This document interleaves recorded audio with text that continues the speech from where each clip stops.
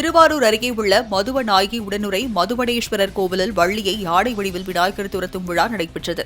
நன்னிலம் சன்னதி தெருவில் 1000 ஆண்டுகள் பழமை வாய்ந்த இக்கோவிலில் முருகப்பெருமான் வள்ளி தேவசேனா சாமிக்கு தனி சன்னதி அமைந்துள்ள நிலையில் ஆண்டுதோறும் யானை வடிவில் விநாயகர் வள்ளியை துரத்தும் விழா நடைபெறுவது வழக்கம்.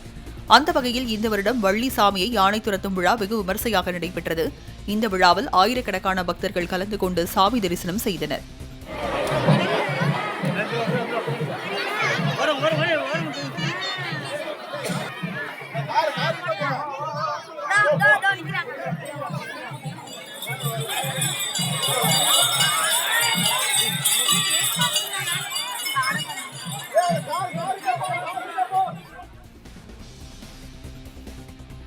திருவாரூர் அருகே உள்ள மதுவநாயகி உடனுறை மதுவனேஸ்வரர் கோவிலில் வள்ளியை யானை வடிவில் விநாயகர் துரத்தும் விழா நடைபெற்றது.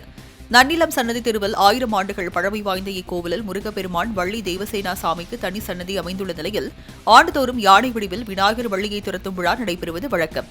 அந்த வகையில் இந்த வருடம் வள்ளி சாமியை யானை துரத்தும் விழா வெகு விமர்சையாக நடைபெற்றது. இந்த விழாவில் ஆயிரக்கணக்கான பக்தர்கள் கலந்து கொண்டு சாமி தரிசனம் செய்தனர்.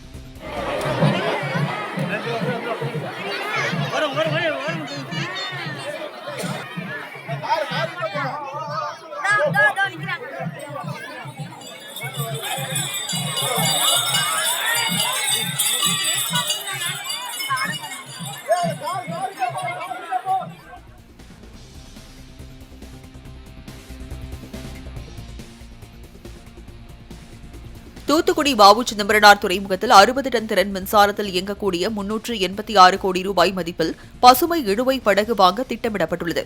ஐக்கிய நாடுகளின் காலநிலை மாற்ற மாநாட்டில் பிரதமர் நரேந்திர மோடி இந்தியாவின் அமிர்த அறிக்கை வெளியிட்டிருந்தார். இந்நிலையில் கடல்சார் மாநாட்டில் எடுக்கப்பட்ட முடிவுகளின் அடிப்படையில் பசுமை இழுவை படகு கொண்டுவர வேண்டும் என முடிவெடுக்கப்பட்டது. அதனைத் தொடர்ந்து வ.உ. சிதம்பரனார் துறைமுகத்தில் 60 டன் திறன் மின்சாரத்தில் இயங்கக்கூடிய 386 கோடி ரூபாய் மதிப்பில் பசுமை இழுவை படகு வாங்க திட்டமிடப்பட்டுள்ளது.